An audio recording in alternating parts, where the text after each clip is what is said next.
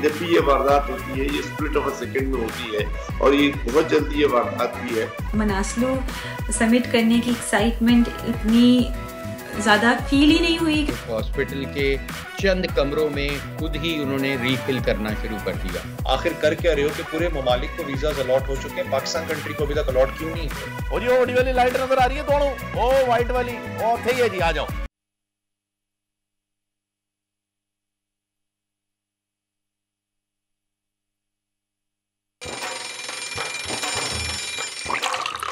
आजकल जिंदगी ही सुबह आउट ऑफ कंट्रोल है, दुनिया बोल है, दुनिया बोल है। अस्सलाम वालेकुम नाज़रीन, प्रोग्राम में आपको खुश आमदेद कहेंगे। मैं हूं आपके साथ सहरिश जुहेब और मेरे साथ हैं फ़हीम खान। और आज दायरा जनाब पीर का रोज़ है, अफरा तफरी सड़कों पर थी और खैर कोशिश की मैंने भी जल्दी जल्दी ऑफिस पहुंचने की। आज मैं कुछ लेट हो गई थी लेकिन एनर्जी हाई है, स्पिरिट्स हाई हैं, तो लिहाजा शो इंशाल्लाह बड़ा ज़बरदस्त होने वाला है। ऐसा ही है जी, हफ्ते का पहला दिन जो होता है वो बहुत ज़्यादा एनर्जेटिक इस वजह से भी हो जाता है शायद कि 2 दिन की सुस्ती के बाद हम जब वापस आते हैं अपनी लाइफ में तो कुछ एक्स्ट्रा करने की कोशिश करते हैं और आज भी हम कुछ एक्स्ट्रा ही करने लगे हैं। आज की अच्छी बात, कोट ऑफ द डे से शुरुआत करेंगे प्रोग्राम की, फिर मजीद खबरें शामिल करेंगे। हदीस मुबारका का मफ़हूम है कि ख़ातिमुन नबीय्यीन सल्लल्लाहु अलैहि वसल्लम ने फरमाया, जब अल्लाह पाक अपने किसी बंदे पर करम फरमाता है तो उसे दुनिया से ऐसे बचाता है जैसे तुम अपने बीमार को पानी से बचाते हो। तो नाज़रीन, कोशिश करें खुद की ज़ात से लोगों को फ़ायदा पहुँचाने की और किसी की खुशी का बायस बनिए। आप भी अल्लाह के करम फरमाने वाले लोगों में शामिल हो सकते हैं। इसी के साथ बढ़ते हैं आज की बड़ी खबर की जानिब। कराची में क्रिमिनल्स बेलगाम कोरंगी में रात गए बाप बेटी के कत्ल ने पुलिस की परफॉर्मेंस पर सवाल उठा दिए। जालिमों ने 2 साल की बच्ची को भी ना बख्शा। रोशनियों के शहर को फिर से जुर्म के अंधेरों में धकेलने की कोशिश हो रही है। हुकूमत को फौरी हरकत में आना होगा। और पंजाब में डॉक्टर्स का तजुर्बाती बुनियादों पर कैंसर के इंजेक्शन का आंखों पर इस्तेमाल। ड्रैब की मंजूरी के बगैर धंधा चलता रहा। कई मरीजों की बीनाई जाने के बाद हुकूमत की आंखें खुली। 15 दिन के लिए इंजेक्शन की फरोख्त बंद। ये सारा माजरा असल में है क्या, जानेंगे आज के प्रोग्राम में। पहले वर्ल्ड कप स्क्वाड का ऐलान तात्तुल का शिकार रहा। अब कौमी टीम की भारत रवानगी खटाई में पड़ गई। बाबर 11 आलमी मेले में शिरकत के लिए भारतीय एनओसी की मुंतजिर मोदी सरकार जानबूझकर कौमी टीम की राह में रोड़े अटका रही है। पीसीबी खामोश क्यों है? और जरा नम हो तो ये मिट्टी बड़ी जरखेज है। पाकिस्तानी खातून को हुपैमा ने साबित कर दिखाया, दुनिया की 9 बुलंद तरीन चोटियां सर करने वाली वाहिद पाकिस्तानी बन गई। नायला कियानी की कहानी सुनेंगे प्रोग्राम में आज उन्हीं की जुबानी। और जनाब बड़ी खबरों के बाद अब ट्रेंड्स की तरफ आते हैं जो कि हमारा मामूल है। तो ट्रेंड है जनाब 13 इंच दा इस्तकबाल। ये हैशटैग है जनाब 13 इंच दा इस्तकबाल होसी। तो आई थिंक सराइकी में उन्होंने हैशटैग चलाया है। तो मुस्लिम लीग नून के कायद और साबिक वज़ीर-ए-आज़म की वापसी पर सारिफीन ने उम्मीदें बांध दी हैं। किसी ने लिखा शेर आ रहा है तो किसी ने उन्हें मुश्किल हालात में उम्मीद की किरण का लक़ब दे दिया है। याद रहे कि मुस्लिम लीग नून की नायब सदर मरीम नवाज़ की जानिब से नवाज शरीफ की वापसी के लिए 21 अक्टूबर का ऐलान किया गया है और 13 इंच होसी इस्तकबाल में अब तक 1,23,000 से ज़ायद सारिफीन ट्वीट्स कर चुके हैं और अपनी राय का इजहार कर रहे हैं। बिल्कुल ऐसा ही है जी, और बेहतरीन तरीके से अपने कायद की वापसी का इंतजार भी हो रहा है। तैयारियां भी तकरीबन मुकम्मल हो चुकी हैं लेकिन अभी टाइम है 21 तारीख आने में, तो शायद अभी भरपूर तरीके से जो है वो तैयार नहीं हुए हैं। अगले ट्रेंड की जानिब बढ़ते हैं जो कि है file your income tax returns 23।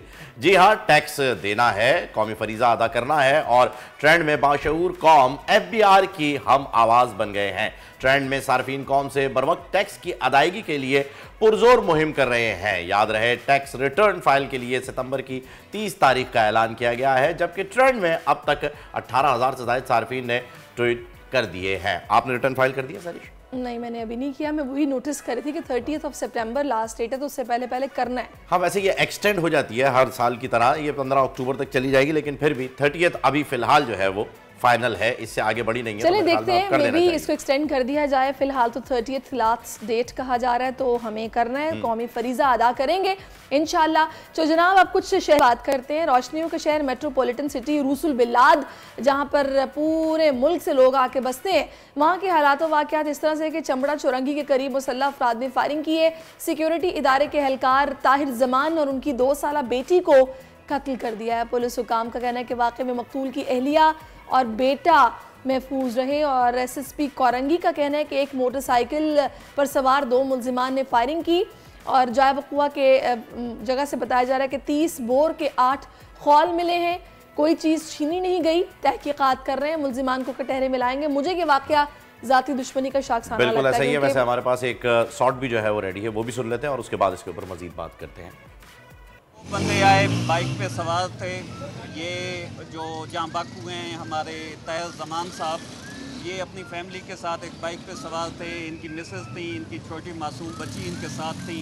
उन्होंने इन पे गोलियां चलाई हैं। इनकी मासूम बच्ची इनके साथ जांबाकू हुई है। टोटल वहाँ से 8 खौल 30 बोल के बरामद हुए हैं। इसको हम इस एस्पेक्ट से भी जायज़ा लेंगे ऑफ कोर्स कि क्या ये डकैती की वारदात है, सिंपल स्नैचिंग की वारदात है। हम इस एस्पेक्ट से भी जायज़ा लेंगे कि स्नैचिंग की वारदात नहीं हो, ये दुश्मनी हो, क्योंकि वहाँ से कोई चीज़ छीनी नहीं गई है। वहाँ इनको कत्ल करने के बाद वो फायरिंग करते हुए वहाँ से फरार हुए हैं। ये हमारे लिए एक चैलेंज केस है और मैं आप सब के सामने इस बात को आपको चैलेंज करके बताना चाहता हूँ कि इंशाल्लाह जो भी इसमें मुलविस होगा वो कैफर किरदार तक पहुँचेगा। जी, वाक़या आपके सामने आ गया है और इसी पर बात करने के लिए हमारे साथ मौजूद है साबिक CPLC चीफ अहमद चनाय। उनसे बात करते हैं। अस्सलाम वालेकुम, welcome to the show sir. जी वालेकुम सलाम। चनाय साहब, ये एक इत्तफाक ही समझ लीजिए कि लास्ट वीक भी जो है वो आप हमारे साथ थे और हमने इसी किस्म के एक वाक़े पर आपसे राय भी ली थी और उस वक्त आपने जिक्र किया था सेफ सिटी का। सेफ सिटी का जो प्रोजेक्ट है वो रेडी नहीं हो सका, जिसकी वजह से रोज़ कराची में ऐसे वाक़यात, ऐसे सानहात जो है वो होते रहते हैं। इसकी सबसे मेन जो वजह बन रही है, जो रुकावट है, वो बेसिकली है क्या, ज़रा ये तो बताइए। बिस्मिल्लाहिर्रहमानिर्रहीम। देखिए, मैं इसको यही कहूँगा कि इसकी जो मेन वजह है वो हुकूमत की नाकामी है कि हुकूमत अब तक जो है वो इसको इम्प्लीमेंट नहीं कर सकी। कितने अरसे से हम इस बात को सुन रहे हैं, समझ रहे हैं कि कराची को डिजिटलाइज किया जाएगा, लेकिन हमेशा कैबिनेट में अप्रूवल होता है, हमेशा जो है वो इसका बजट मुख्तसस किया जाता है, लेकिन इस एलोकेशन के बावजूद भी जो है वो इसको इम्प्लीमेंट करके आगे नहीं बढ़ाया जाता। देखिए, 2-3 बहुत अहम बातें हैं जो मैं आपसे कहूँ कि ये जो हम ये सिलसिले देख रहे हैं कि जिसमें जो स्ट्रीट क्राइम्स की वारदातें हैं उसमें एक शिद्दत पसंदी आ गई है, उसमें 2 चीज़ें बहुत अहम भी हैं और हमने उसको भी देखनी है। एक तो ये कि असलह का आज़ादाना इस्तेमाल, इसका मतलब है कि आर्म्स एंड एम्यूनिशन जो हैं वो गैर कानूनी तरीके से बहुत ज़्यादा आज भी जो क्रिमिनल एलिमेंट्स हैं उनके पास पड़ा हुआ है। दूसरा, इसमें जो तारकीन वतन हैं बिलखुसूस अफगानी, उनका इन्वॉल्वमेंट और उनके इन्वॉल्वमेंट के बाद उनकी बेदरेग कराची में रहते हुए, एक गैर कानूनी तारकीन वतन की हैसियत से रहते हुए यहाँ पर ये वारदातें करना और हमारी पुलिस की नाकामी कि हमारी पुलिस जो है वो उनको यहाँ से ना हटा सकती है ना भगा सकती है। आर्मी चीफ कराची आए, उन्होंने मीटिंग की, उसमें एक रिजॉल्वेंस ली उन्होंने कि कोई भी गैर कानूनी तारकीन वतन बिलखुसूस अफगानी जो कराची में या पूरे पाकिस्तान में बैठे हुए हैं और क्रिमिनल एलिमेंट्स कर रहे हैं, क्रिमिनल एलिमेंट्स में या क्रिमिनल एक्टिविटीज में शामिल हैं, उनको जो है वो पाकिस्तान में नहीं रहने दिया जाएगा। मैं कहता हूँ इसके बाद अगर ये लोग यहाँ नजर आते हैं और ये वारदातें करते हैं तो मैं कहता हूँ कि फिर ये हमारी इंतजामिया की अहमद साहब बिल्कुल आपने ठीक फरमाया और इस पर ना तरजीही बुनियादों पर कोई ना कोई एक्शन होना चाहिए। अच्छा, स्पेसिफिकली अगर इस केस की बात की जाए जो कोरंगी में पेश आया है कि बाप और बेटी को फायरिंग कर सरेआम कत्ल किया गया, ये भी कहा जा रहा है कोई डकैती नहीं हुई, कोई छीना झपटी नहीं हुई, बस ये फायरिंग हुई है और ये बाप और बेटी दोनों इसमें जाँ बहक हो गए हैं। आपको ये केस किस नौयत का लग रहा है? क्या ज़ाती दुश्मनी है या गलती से फायर हुआ है, किसी और का ताक़ुब था, गलत फहमी हुई, क्या लग रहा है? देखिए, जो हालात, वाक़यात और शवाहिद बताते हैं वो अब तक कोई हतमी बात नहीं कही जा सकती, लेकिन प्रिज्यूमेबली मैं ये समझता हूँ कि ये स्ट्रीट क्राइम की वारदात होगी, क्योंकि ये नेवी का एहलकार था और उसने इतनी आसानी से जो है वो गिवन नहीं किया। अपनी फैमिली की मौजूदगी में उसने जो है वो रेजिस्टेंस की, जो चीज़ छीनने की कोशिश की वो दी नहीं और उसके नतीजे में ये फायर हुआ है। हमें पूरी वीडियो की फुटेज नहीं है वहाँ पर और इसलिए ऐनी शवाहिद भी अभी इस तरह सामने नहीं आए कि जो बता सके कि ये हुआ, ये क्या है। लेकिन जब भी ये वारदात होती है ये स्प्लिट ऑफ अ सेकंड में होती है और ये बहुत जल्दी ये वारदात हुई है। और मैं यकीन के साथ कह सकता हूँ कि वारदात जो है मेरी नज़र में जो प्राइमा फेसी हक़ाइक़ सामने आए हैं वो एक स्ट्रीट क्राइम का वाक़या है, और स्ट्रीट क्राइम के वाक़े को जो है वो हमने चिनाय साहब, स्ट्रीट क्राइम के वाक़ये में एक चीज़ जो है उस पर बड़ा ताज्जुब हो रहा है, 8 गोलियां चलाई गई हैं। इस किस्म का कोई वाक़या होता है तो बड़ी घबरी होते हैं ये जितने भी स्नैचर्स वगैरह होते हैं, 1 से 2 गोलियां चलाते हैं और भाग जाते हैं वहाँ से। वहाँ रुक के 8 गोलियां चलाना, क्या ये चीज़ कनेक्ट हो पा रही है? क्योंकि आपके पास तो बहुत केसेस आए।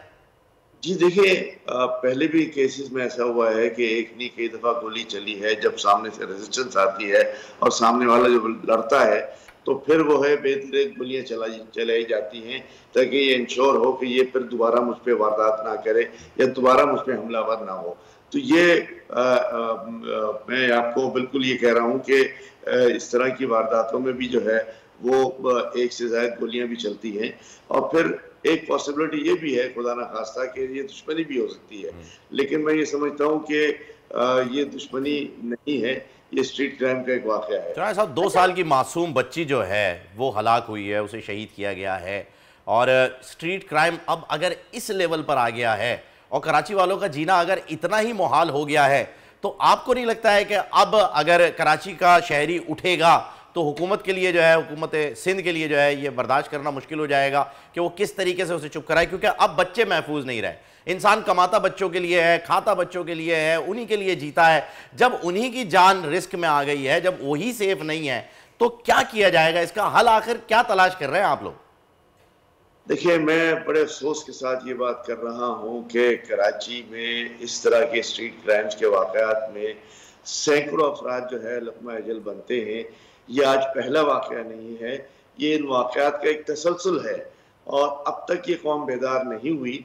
और मैं समझता हूँ कि कराची के अवाम में एक बड़ी रेजिलियंस है, और ये रेजिलियंस इसलिए है कि वो ये समझते हैं कि हम एक मोहब्बे वतन शहरी हैं, हमें जो है वो बैठ कर मामलात को गवर्नमेंट के साथ अपील के ज़रिए इसको हल कराने की कोशिश है, और हर महज़्ज़ब शहरी यही करता है।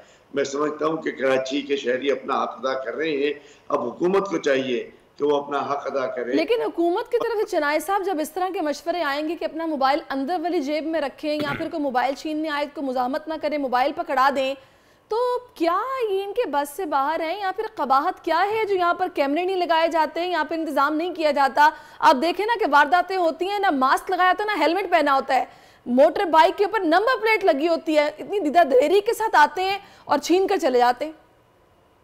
देखिए, आपकी बात बिल्कुल ठीक है। जब हम यहाँ ये कहते हैं कि जी रेजिस्टेंस ना करो, तो मैं समझता हूँ कि देखिए, मैं एक प्रूडेंट बात बताता हूँ। प्रूडेंट बात यह है कि जब आपके ऊपर हमला हो और आप निहत्ते हों, तो मैं समझता हूँ कि ये कोई भी अच्छी बात नहीं है या कोई भी बहादुरी की बात नहीं है कि आप आतिशी इस्लाह के सामने जो है वो रेजिस्टेंस दें। यहाँ पर आपकी इंसानी जान जो है वो सबसे बड़ी कीमती जान है, और ये एक आध मोबाइल फ़ोन या फिर पैसे जो हैं वो इस जान के आगे कोई हैसियत नहीं रखते।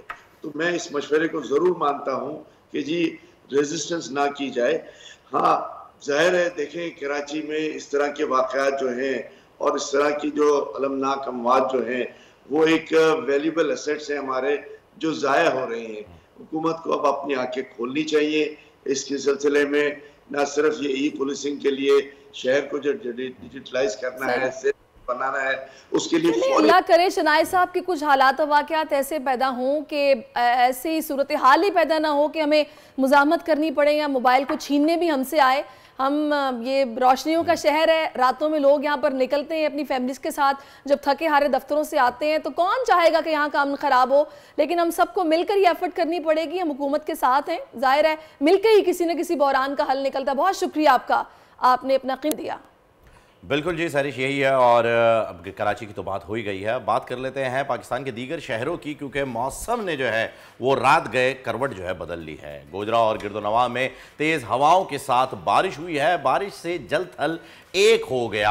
कर्क में भी जो है वो काफ़ी बारिश हुई है और शहर के गिरदोनवा में तूफ़ानी बारिश हुई। लाहौर समेत पंजाब के मुख्तलिफ शहरों में आज भी मूसलाधार बारिश का इम्कान है। और इसी सिलसिले में बात करने के लिए हमारे साथ कौन मौजूद है? बिल्कुल, हमारे नुमाइंदगान भी हमें ज्वाइन कर कर चुकी हैं, लेकिन आप यकीन करें इसमें फ़हीम कि जब हम ये खबरें पढ़ते हैं ना कि बारिश हुई और मौसम दिल फरेब हो गया और क्या, और हम अभी समोसों पकौड़ों का सोच ही रहे होते हैं कि अगले लम्हे फीडर्स ट्रिप कर जाते हैं, तो सारा वो जो एक वो जोश व वलवला और वो जो एक खुशी होती है ना, वो एकदम थोड़ी परेशानी में। कराची वालों के पास बारिश ही कहाँ होती है। बिल्कुल आप सही कह रहे हैं, हल्के फुल्के जो है ना बादल जो है वो थोड़ी सी जो है वो मेघा नहीं बरसाते, वो थोड़ी सी स्पिटिंग करके चले जाते हैं। उसके बाद बस फिर यही होता है कि ट्रैफिक जैम हो जाता है और बस परेशानी होती है। नहीं आओ अभी पूछते हैं फैसलाबाद और लाहौर में क्या सूरत हाल रही है बारिश के हवाले से। तो अवैस सत्तार ने फैसलाबाद से ज्वाइन किया, फातिमा शराजी लाहौर से हमारे साथ है। फातिमा, कैसा मौसम है लाहौर का? जी बिल्कुल, गुज़िश्ता दिनों में होने वाली बारिश के पेश नज़र लाहौर का मौसम नहायत खुशगवार हो गया है और महकमा मौसमियात ने मज़ीद 2 दिन बारिश की पेशगोई कर दी है और इस वक्त बादल और सूरज की जो आंख मचोली है उसका सिलसिला जारी है। अगर बात की जाए दर्जा हरारत की, तो दर्जा हरारत ज़्यादा से ज़्यादा 30 और कम से कम 23 डिग्री सेंटीग्रेड जाने का इम्कान है। अगर अब के दर्जा हरारत की बात की जाए तो वो 24 डिग्री सेंटीग्रेड है। मौसम बहुत खुशगवार है और हवा चल रही है। मौसम तो खुशगवार है, जरा प्लान्स तो बताएं। जब मौसम खुशगवार होता है तो मैं देखती हूँ कि लाहौर के शहरी समोसों वाली दुकानों पे पहुंच जाते हैं, धड़ाधड़ समोसे पकौड़े बिकते हैं, दही भल्ले बिकते हैं। आप बताएं, आप क्या करती हैं? बिल्कुल ऐसा ही है, फूड स्ट्रीट्स पे जो है वो रश लग जाता है और लाहौरी जब ऐसा मौसम हो स्पेशली तो वो घर बैठ जाएं, घर महसूर हो जाए, ऐसा इम्पॉसिबल है। अगर बात आप मेरी कर रही हैं तो मैं तो ऑफिस में बिजी और ऑफिस के बाद जो है वो नहीं, आप बड़े अच्छे बगीचे के अंदर खड़ी हुई हैं, आप कहाँ बिजी तो हम हैं। ये देखें कंक्रीट जंगल में बैठे, आप तो बड़ी जबरदस्त नेचर लवर बनी हुई है माशाल्लाह। चले भाई, ऑफिस है, मेट ऑफिस है ये। आजा। अच्छा जबरदस्त करा है हमारा प्रोग्राम उस ऑफिस में। चले भाई, वो कहते हैं ना वो लाहौरी फौरन जनाब हरीसा खाने के लिए पहुंचते हैं और वो मुर्ग छोलों का नाश्ता सुबह सुबह चलता है लस्सी के साथ। हाँ नहीं हरीसा खाते हैं, उसमें कबाब होते हैं, बड़ा मजे का। लेकिन फिर भी वो लाहौरियों के पास तो अपने खाने इतने जबरदस्त हैं, पाए मुर्ग चने। इस वक्त तो खैर मुर्ग चने, वो सिरी पाए और लस्सियां चलेंगी और उसके बाद शाम में अगर मौसम सुहाना होता है तो हिरीसा भी चलेगा। फैसलाबाद चलते हैं, तो फैसलाबाद ही किस तरह मौसम एंजॉय कर रहे हैं बताइएगा वैस।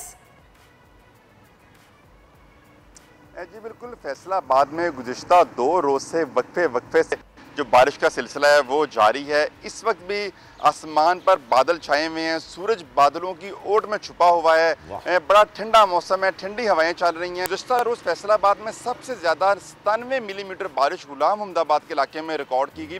लेकिन जब आपने जिस तरह कहा कि जब बारिश होती है, जहाँ मौसम खुशगवार होता है, गर्मी का जोर टूटता है, वहीं शहर में जो बारिशी पानी का खड़ा होना है वो बहुत बड़ा मसला बन जाता है लोगों के लिए। जो लोग तो घरों से बाहर होते हैं उनके लिए घर पहुँचना भी एक अजियत बन जाता है, क्योंकि इतना बारिशी पानी होता है। और ये सूरत हाल गुज़िश्ता रोज़ से फैसलाबाद में देखिए, आज भी कई इलाकों में यही सूरत हाल है। हालांकि दूसरा रोज़ है, लेकिन ज़िला इंतज़ामिया और महकमे वासा की नाअहली की वजह से कई जगहों पर बारिशी पानी खड़ा है, निकाला नहीं जा सका, तो लोग बड़े इस तमाम तर सूरत हाल में परेशान है। और आज जो सुबह बारिश हुई है, चले भाई वैसे बात ये है कि हम पाकिस्तानी कौम में जिंदा दिल लोग हैं, हमने बारिश को भी इंजॉय करना होता है, परेशानियां अपनी जगह पर होती हैं, लेकिन क्या करें, बस हम यूज्ड टू हो चुके हैं। वैसे भी बारिश आती है तो पानी आता है, ज्यादा बारिश आती है तो ज्यादा, इसमें क्या प्रॉब्लम है? दुनिया भर में जब तक बारिश हो रही होती है, वैसे ऑन अ सीरियस नोट, दुनिया भर में जब भी सारी बारिश होती है तो पानी खड़ा हो जाता है। इस वक्त आप देखें तो हांगकांग भी जो है वो डूबा हुआ नजर आ रहा होगा, लेकिन कल सुबह तक ठीक हो जाएगा इंशाल्लाह, क्योंकि इस वक्त बारिश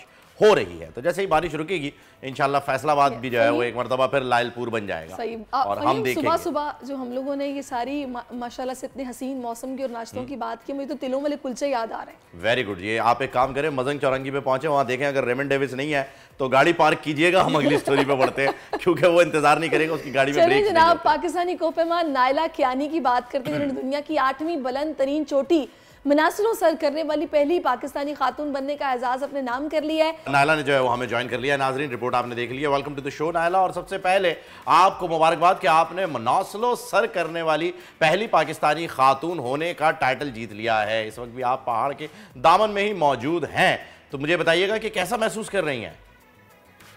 अस्सलाम वालेकुम। हमने मनासिलों सबमिट किया था 21 तारीख को, मैंने 8 बजे सबमिट किया था और उसी दिन ही टॉप से 8100 समथिंग मीटर से हम लोग नीचे बेस कैंप सीधा आए हैं और अभी मैं काठमांडू में हूँ और यहाँ हम लोग अपनी जो अगली मुहिम है चाइना में 2 पीक से 8,000 से ऊपर, उनके वीज़ा का वेट कर रहे हैं। जैसे ही हमें वीज़ा मिला इंशाल्लाह हम यहाँ से तिब्बत की तरफ रवाना हो जाएंगे।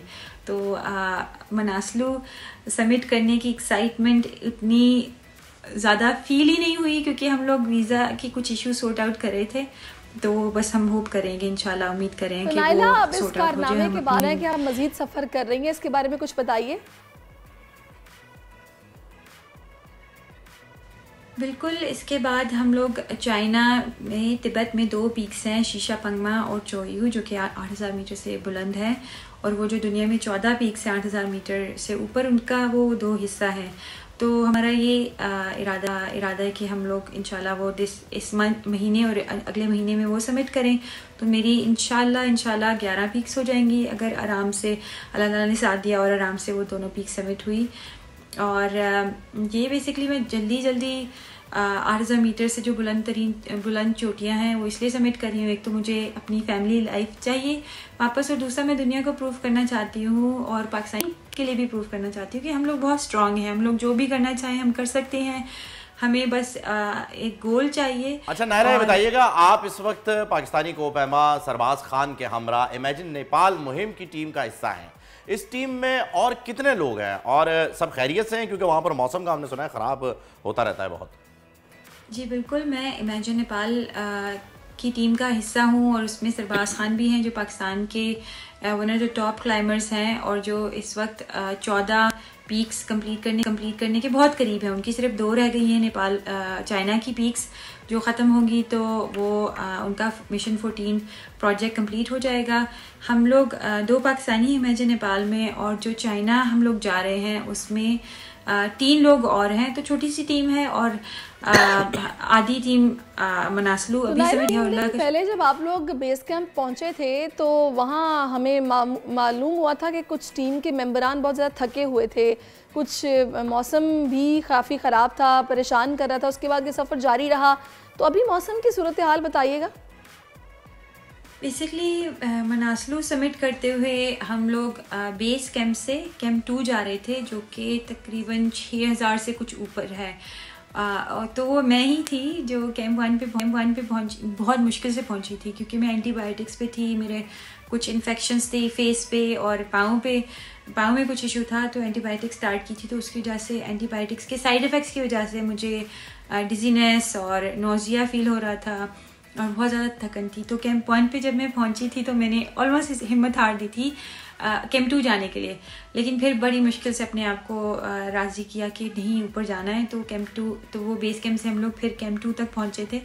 और कैंप 3 नेक्स्ट डे कैंप 3 जाते हुए रास्ते में मेरे पेट में बहुत ज़्यादा दर्द स्टार्ट हुआ था अगेन की वजह से, लेकिन समहाउ मैंने अपने आप को, अपने माइंड को राज़ी किया ऊपर जाने के लिए, सबमिट किया। जी नायला, हमारी दुआ है अल्लाह आपको मज़ीद कामयाबियाँ अता फरमाए। आखिर में हमारे प्लेटफॉर्म से अगर नाजरीन को कोई पैगाम देना चाहें ये कोपहमाई से रिलेटेड या किसी भी तरह का, तो आप दे सकते हैं। अच्छा, लास्ट में मैं बस सबसे यही रिक्वेस्ट करूँगी, मैं हमेशा जब भी किसी से बात करती हूँ, किसी को अपने प्रोजेक्ट का बताती हूँ या आप के मॉर्निंग शो में आती हूँ, तो लोगों से ये रिक्वेस्ट करती हूँ कि प्लीज़ दुआ करें, बिकॉज आई थिंक मेरी सक्सेस के पीछे दुआओं का बहुत हाथ है, मेरे फैमिली के, फ्रेंड्स के और आप सबकी दुआओं का बहुत हाथ है। तो हम लोग जो चाइना में 2 पीक्स करने जा रहे हैं उसके लिए मैं, शरोज़ काशिफ और सरबाज खान होंगे, 3 पाकिस्तानी होंगे। तो आप सबसे दुआ की रिक्वेस्ट है कि आप दुआ करें हमारा मिशन सक्सेसफुल हो और हम खैरियत से वापस आए। और मेरी एक और एडिशनल अपने लिए दुआ ये है कि दुआ की रिक्वेस्ट ये है कि जो मेरी उसके बाद 3 और पीक्स रह जाएंगे नेपाल में, उसके बाद मेरा इंशाल्लाह 14 पीक्स कंप्लीट होगी। तो सबसे दुआ की रिक्वेस्ट है कि दुआ करें मेरी खैरियत से पूरा का पूरा प्रोजेक्ट कंप्लीट हो और मैं खैरियत से अगले साल ये प्रोजेक्ट नायला, आपके साथ हमारी दुआएं हैं, अल्लाह ताला कामयाब करे और खैर आफियत से आप वापस तशरीफ लाएं। बहुत शुक्रिया, आपने अपना कीमती वक्त हमें दिया। बिल्कुल जी, ज़रूरी है। और नाजरीन, आप जानते हैं कि वक्फा भी ज़रूरी है, इसलिए हम ले रहे हैं एक वक्फा। मिलते हैं right after this short break. दुनिया बोल है, मैं आपका इंतजार रहेगा। आजकल ज़िंदगी सुबह आउट ऑफ कंट्रोल है, दुनिया बोल है, दुनिया बोल है। वेलकम बैक नाजरीन, एक बार फिर आपको खुशामदीद कहते हैं दुनिया बोल है में। और पाकिस्तान में इस वक्त सरिश काफ़ी ऐसी चीज़ें चल रही हैं जो कि लोगों की समझ में नहीं आ रही, यानी जो लीगल तो है लेकिन लॉजिकल नहीं। इन अदर वर्ड्स तशवीशनाक बात है। आप यकीन करें कि बाहर के ममालिक में हम देखते हैं कि इंसानी जान की कितनी कदर है, भले किसी जानवर की क्यों ना हो। और यहाँ पे आप ये देखें कि अगर इन्होंने कोई इंजेक्शन भी लगाना है ना तो वो ड्रग की मंजूरी के बगैर, बस सुनी सुनाई बातों पे। मतलब आप दुनिया में एफडीए की मंजूरी के बगैर ये तसव्वुर नहीं कर सकते कि ऐसा कुछ हो सकता है। और पाकिस्तान के अंदर तो मनमानी चल रही है, जिसके दिल में जो आ रहा है वो कर रहा है। नाकिस इंजेक्शन का ये बड़ा स्कैंडल पंजाब में जनाब सामने आ गया है। तहकीकाती कमेटी को बताया गया कि एक इंजेक्शन में से 83 खुराकें निकालकर 1 से 1.5 लाख तक मुनाफा कमाया जा रहा था। कमेटी का मरीजों का इंटरव्यू लेने का फैसला सामने आया। इंजेक्शन के इस्तेमाल से लाहौर, कसूर, मुल्तान, सादिकाबाद में 20 से ज़ायद अफराद की बीनाई मुतासिर हुई है। और इसी इशू पर बात करने के लिए डॉक्टर जावेद अकरम साहब से हम मजीद बात करेंगे। जी डॉक्टर साहब, वेलकम टू द शो। और इसी मुनासबत से जो है वो मैं जानना चाहूँगा सर कि जब भी कोई दवा मार्केट में फ़रोख्त के लिए आती है तो उसका एक पूरा प्रोसीजर होता है, उसकी टेस्टिंग होती है, ड्रैप मंजूरी देता है, तब वो दवा मरीजों तक पहुँचती है। इस इंजेक्शन के मामले में कोताही आखिर हुई कहाँ है? बहुत शुक्रिया जी। देखें, ये इंजेक्शन जो बेसिकली एवेस्टिन है, जो रॉश कंपनी का बना हुआ है, जो इंपोर्ट होता है, और ये इंजेक्शन आता है बड़ी बॉयल्स में, एक 100 ml की और एक 30 ml की। और उसको उसका जो असल इस्तेमाल, जो अप्रूव्ड इस्तेमाल है, वो उसका कैंसर्स में है और वो कैंसर के लिए यूज़ होता है। लेकिन ऑफ लेबल यूज़ जो देखा गया है कि ये आँख की पुतली जिनकी मुतासर हो जाती है, शुगर के मरीज़ों की, या जो उम्र रसीदा लोग हैं उनकी पुतली ख़राब हो जाती है, तो उसमें इसका कुछ अफादियत देखी गई है। और हमारे जो कोलीग्स हैं जो आई में या ऑप्थेल्मोलॉजी में डील करते हैं, वो इसको यूज़ करते हैं।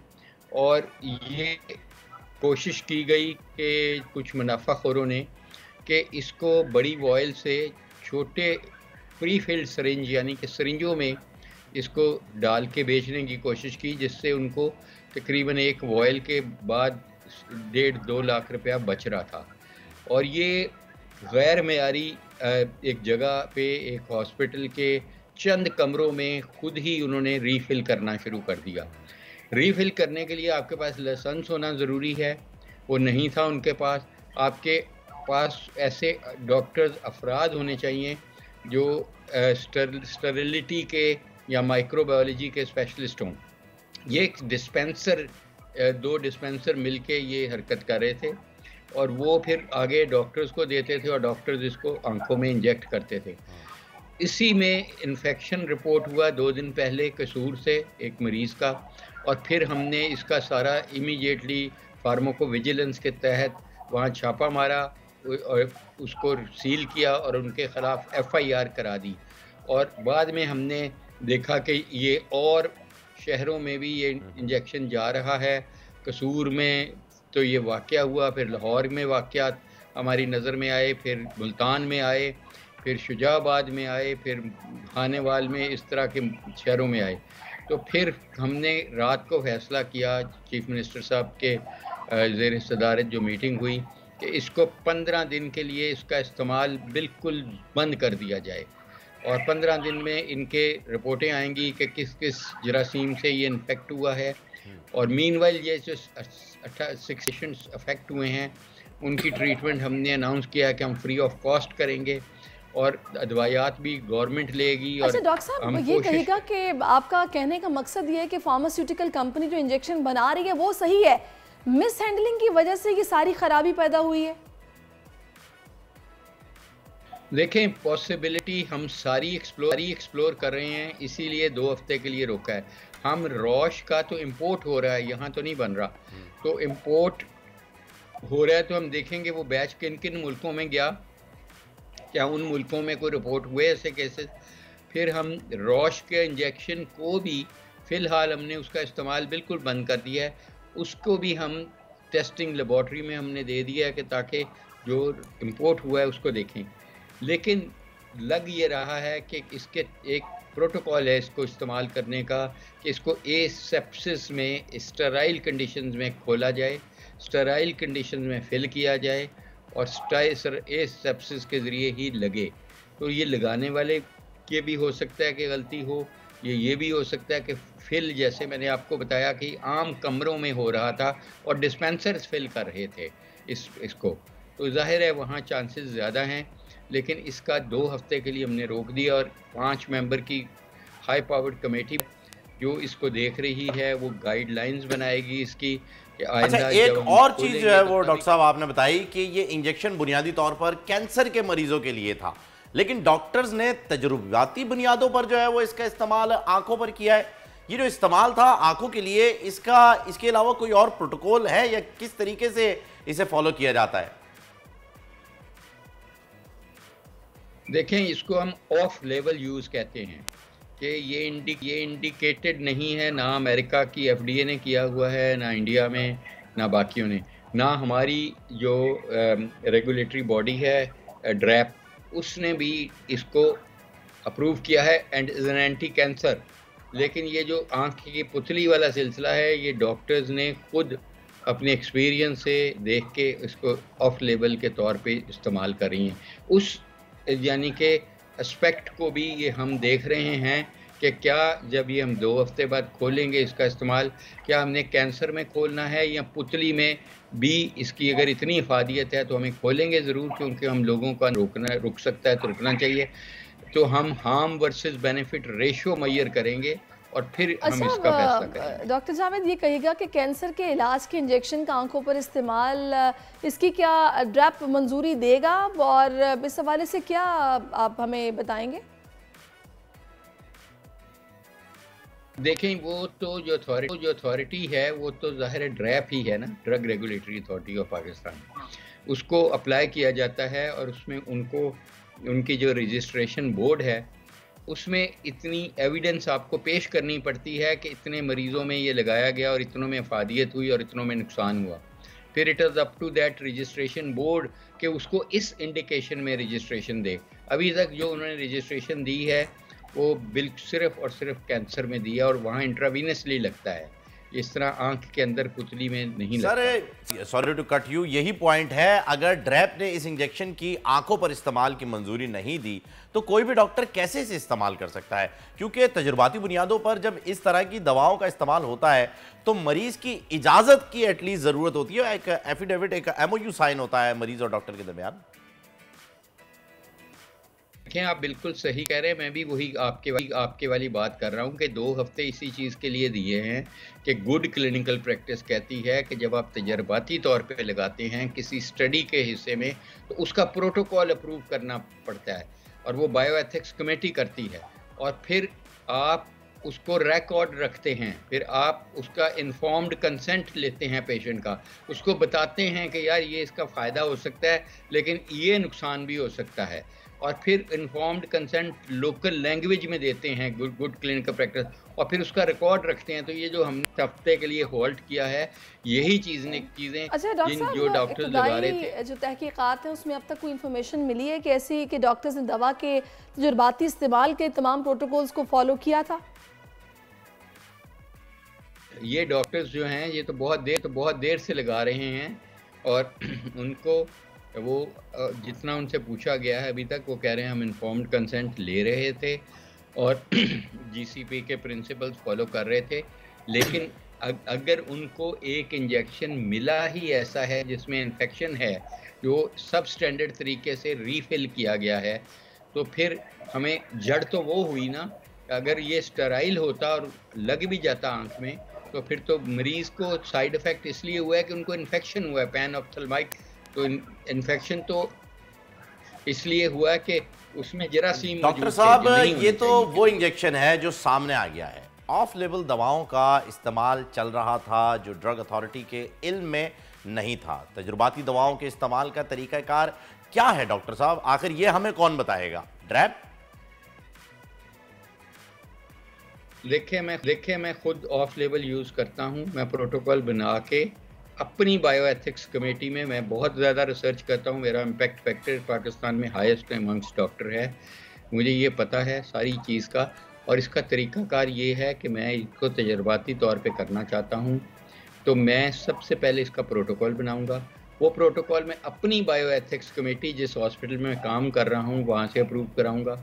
उसके बाद मैं नेशनल बायो एथिक्स कमेटी में भेजूंगा। वो national bio ethics committee approve करेगी तो मैं क्लिनिकल स्टडी जो कमेटी है ड्रैप की, उधर फीस दे के उसमें दूंगा। फिर उनकी जब वो कमेटी बैठेगी वहाँ मैं ये अपना आइडिया डिफेंड करूँगा और फिर मैं गुड क्लिनिकल प्रैक्टिस के तहत इसको इस्तेमाल करूँगा। यानी कि उसमें इन्फॉर्म्ड कंसेंट लोकल लैंग्वेज में, ये नहीं कि अंगूठा लगवा लिया और ख़त्म, उसको समझाना पड़ता है। और ये जो इंटरेक्शन मरीज़ के साथ है उसको रिकॉर्ड करता हूँ और फिर उसमें मैं ड्रैप को हर माह रिपोर्ट भेजता हूँ कि मरीज़ों में मैंने ऑफ लेवल यूज़ किया है, उनमें ये इफेक्ट आया है। फिर वो अगले महीने की इजाज़त देते हैं। ये उसका फ्रेम। अच्छा डॉक्टर साहब, आपसे जानना चाहेंगे कि जो मुतासरा मरीज़ के इलाज का खर्चा हुकूमत पंजाब उठा रही है, मगर जिन लोगों की आंखें ख़राब हो जाती हैं और वो रिकवर नहीं हो पाती, तो क्या उनके लिए कोई मुआवजे का भी ऐलान करने का सोच रही है गवर्नमेंट? देखें, अभी ऐसा तो हमने कुछ नहीं सोचा और अल्लाह करे उसकी ज़रूरत भी ना पड़े, क्योंकि अभी सिर्फ ये 2 दिन गुजरे हैं और अभी इन्फेक्शन है।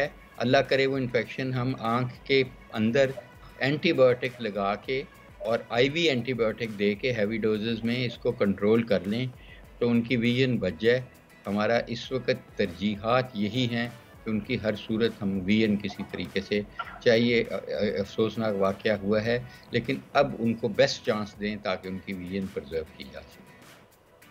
चलें देखते हैं डॉक्टर साहब, अल्लाह करे कि इन मरीज़ों को शिफा मिल जाए और इनकी बीनाई जो है वो बेहतर हो जाए। बहुत शुक्रिया, आपने अपना कीमती वक्त हमें दिया। मेरा ये ख्याल है कि कुछ ऐसी खबरें जो कि इस वक्त हमारे पास मौजूद हैं जो कि हम नाज़रीन से शेयर करेंगे।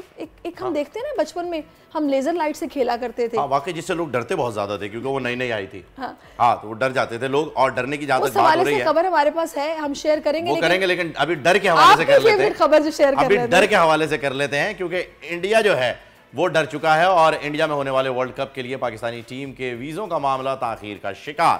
भारतीय वज़ारत दाखिला की जानिब से एनओसी का इदरा ना होना मसले के हल की राह में जो है वो सबसे बड़ी रुकावट बन चुका है। और आखिर इस सारे मामले में पीसीबी की जानिब से खामोशी क्यों है, इसी पर बात करने के लिए नुमाइंदा खुसूसी अब्बास शब्बीर इस वक्त हमें ज्वाइन कर चुके हैं। अब्बास, वैसे मुझे तो कहीं ना कहीं एक्सपेक्टेशन थी कि भारत यही ओछी हरकत करेगा, क्योंकि पहले इन्होंने ब्लाइंड क्रिकेट टीम के साथ भी यही किया और अब यहाँ पर भी ये बाज नहीं आ रहे रोड़े अटकाने से। वजूहात कुछ बता रहे हैं ऑफिशियली क्या वजह दे रहे हैं? देखें, डेफिनेटली आईसीसी ने पाकिस्तान को फैसिलिटेट करवाना है बीसीसीआई से और इंडियन हाई कमीशन ने आफ्टर ऑल हमें वीजे देने हैं। लेकिन आप देखें कि ताखीर है, इस वक्त तक टीमें वहाँ पर पहुँच रही हैं, वार्म अप मैचेस वहाँ पर होने हैं। आप जहाँ पर भी क्रिकेट खेलने जाते हैं तो वहाँ का जो क्रिकेट इन्वायरमेंट होता है उससे आप थोड़े से मानूस होते हैं, वहाँ के ग्राउंड से आप थोड़े से मानूस होते हैं, आपको वहाँ पे प्रैक्टिस करनी होती है। लेकिन बदकिस्मती से अभी तक हमें वीजे जारी नहीं हुए। दुबई में हमारा 2 दिन का प्रोग्राम था, उसको भी कैंसिल किया। अब 27 तारीख को हमारा डिपार्चर आ रहा है हैदराबाद के लिए, लेकिन अभी तक वीजे नहीं मिलेंगे, लेकिन वीजे मिलेंगे। अच्छा अब्बास, पहले तो ये तारीख तय कर दी गई थी कि 25 तारीख तक जो है वो ट्रैवल कर जाएगी पाकिस्तान टीम इंडिया के लिए। फिर गालिबन एक मैच 29 तारीख के लिए भी जो है वो स्केड्यूल है हमारा वार्म अप का। अब हमारी टीम के जितने भी खिलाड़ी हैं वो सारे नए खिलाड़ी हैं, उन्होंने इंडिया की पिचेस पे नहीं खेला हुआ। तो क्या ये वजह ये है दूर रखने की टीम को कि नहीं कम से कम प्रैक्टिस करेंगे, कम से कम जो है वो पिच अंडरस्टैंड कर पाएंगे? क्या रीजन है एनवायरनमेंट से दूर रखा जा रहा है? देखिए, भारत की हमेशा से ये कोशिश होती है। मेरी कल क्रिकेट बोर्ड में किसी से बात हो रही थी तो कह रहे थे कि 25 साल से मैं देख रहा हूँ कि जब भी इंडिया का टूर होता है हमें वीजा का मसाइल होते हैं। इससे पहले लास्ट पे हम 2016 में इंडिया गए थे, मुझे अभी तक याद है कि 6:30 बजे ट्रेवल करना था लाहौर से, लेकिन 5:30 बजे हमारे जो पासपोर्ट है वो लाहौर में पहुंचे। तो ये एक पुरानी अंडरस्टैंडिंग है। इंडिया हमेशा से हमें तंग करता है वीज़ों के मामले में। अभी तो आप सिर्फ क्रिकेट प्लेयर्स के वीज़ों की बात कर रहे हैं, इसके बाद जो ऑफिशियल्स के वीज़े हैं, उसके बाद जो जर्नलिस्टों के वीज़े हैं और स्पेशली फैंस जिन्होंने आईसीसी से टिकट परचेज किए हुए, अभी तक कोई ऐसी पॉलिसी नहीं आई वीज़ा की। यानी जो सबसे बड़ी 25 साल से यही काम हो रहा है, वतीरा है भारत का, यही करता है। तो बहुत शुक्रिया आपका। इस पर हम मजीद भी बात करेंगे, लेकिन अभी हमें वक्फा लेना है। बिल्कुल जी, वक्फे के बाद फिर से हाजिर होते हैं आपकी खिदमत में। Stay with us.